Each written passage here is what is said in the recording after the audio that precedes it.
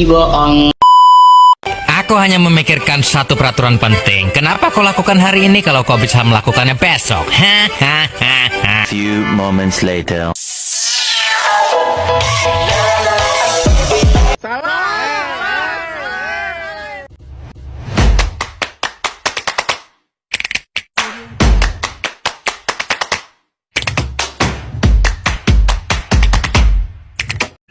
Pada kesempatan ini, saya akan membahaskan materi yang berjudul Pembangunan Perekonomian Indonesia.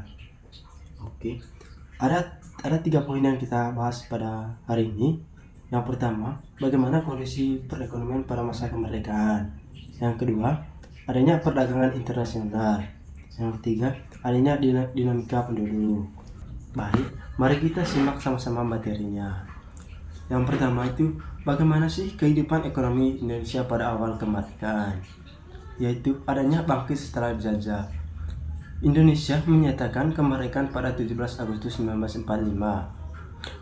Pasca proklamasi, pemerintah mulai melakukan pencatatan perekonomian.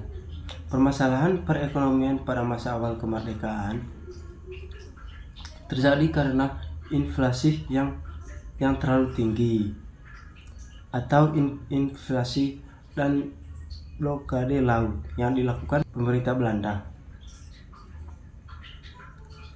Kondisi politik awal kemerdekaan menjadi salah satu penyebab utama lemahnya perekonomian negara.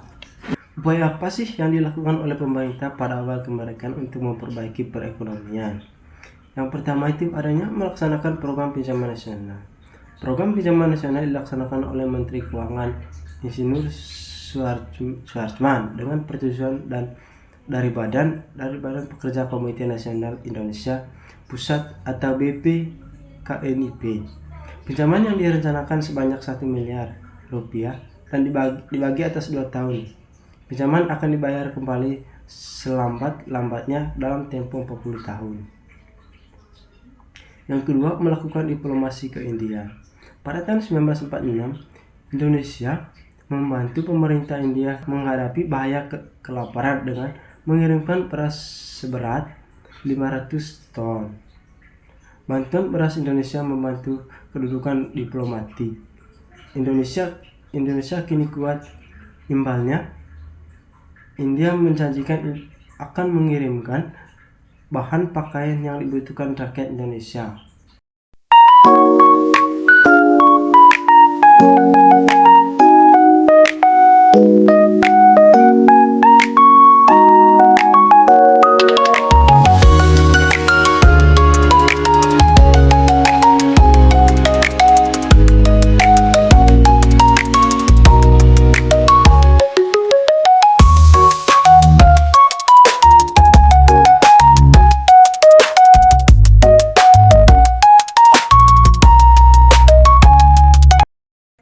Yang ketiga adanya hubungan dagang langsung ke luar negeri, di mana hubungan dagang luar negeri dirintis oleh Bangkit and Trading Corporation atau BTC, Badan Perdagangan Semi Pemerintah. Hubungan dagang tersebut berhasil membuat Amerika Serikat bersedia membeli ekspor Indonesia berupa gula, teh, dan karet. Berikutnya, bagaimana sih perkembangan ekonomi pada demokrasi parlementer? Pada 2 November 1949, tercapailah persetujuan konferensi meja bundar antara Indonesia dan Belanda. Beberapa kesepakatan penting yang dicapai antaranya adalah: pertama, Belanda menyerahkan kedaulatan kepada Republik Indonesia Serikat pada akhir Desember 1949. Yang kedua itu akan dibentuk Uni Indonesia Belanda, dan dalam uni itu Indonesia dan Belanda akan bekerja sama. Kedudukan Indonesia dan Belanda sederajat, dan Indonesia akan mengembalikan semua milik Belanda dan membayar utang-utang Hindu Belanda sebelum tahun 1949. Baik, kita masuk pembahasan yang kedua, yaitu perdagangan internasional. Pernahkah kalian melakukan kegiatan berbelanja online.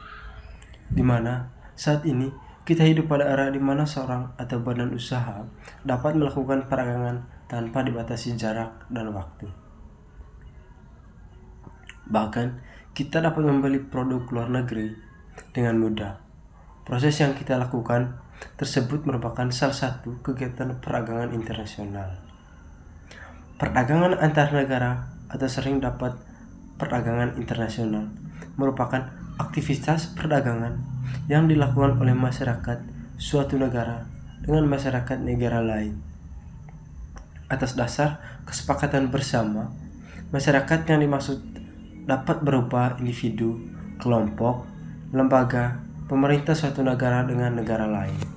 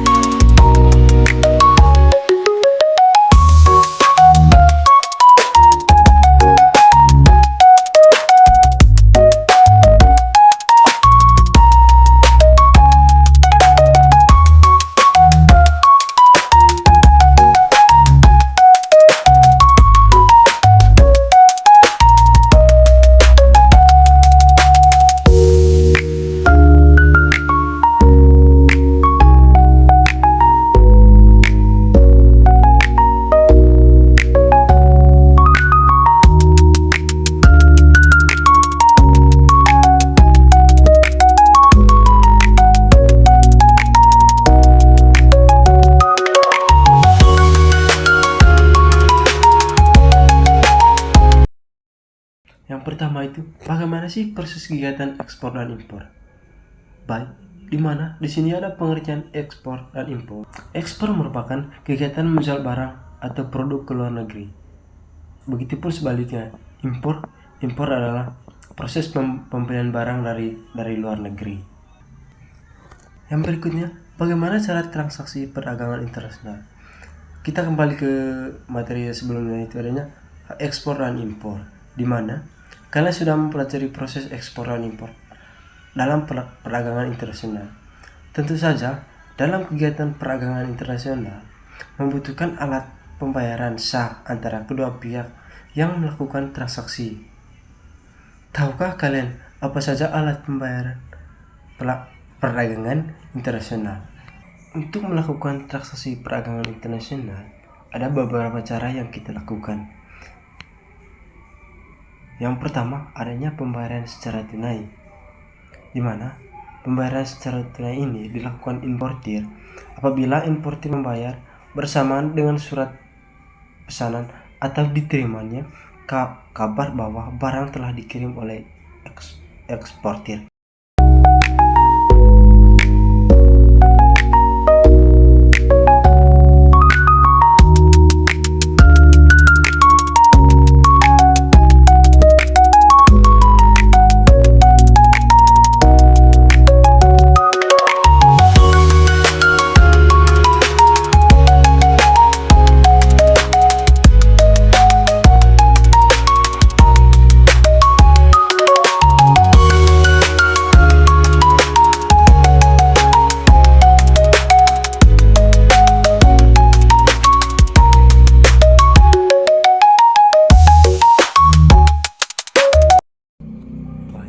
Berikutnya, kita masuk kepada materi yang ketiga, yaitu dinamika penduduk.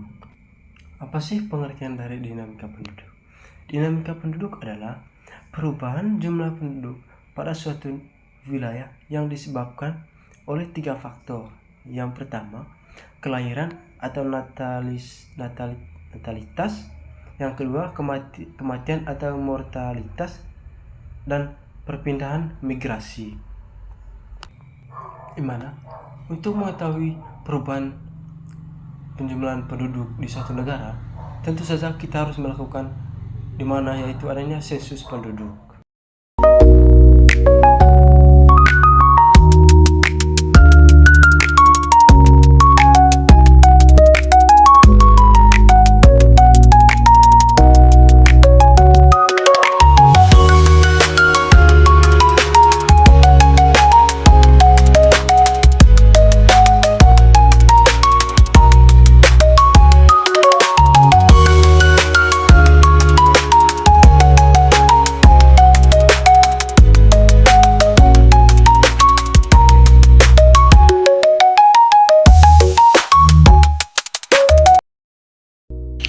berikut ada faktor yang mempengaruhi dinamika penduduk.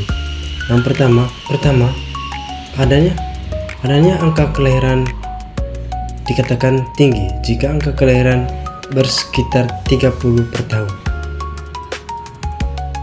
Yang kedua, adanya angka kelahiran dikatakan sedang jika angka kelahiran bersekitar 20-30 per tahun. Yang ketiga, adanya angka kelahiran dikatakan muda jika angka kelahiran bersekitar kurang dari 20 per tahun. Jumlah kelahiran atau natalitas dipengaruhi beberapa faktor, di antaranya adanya pernikahan di usia muda, adanya pergaulan bebas, kurangnya kesadaran untuk keluarga berencana atau KB, kerasnya arus informasi, serta adanya anggapan banyak rezeki.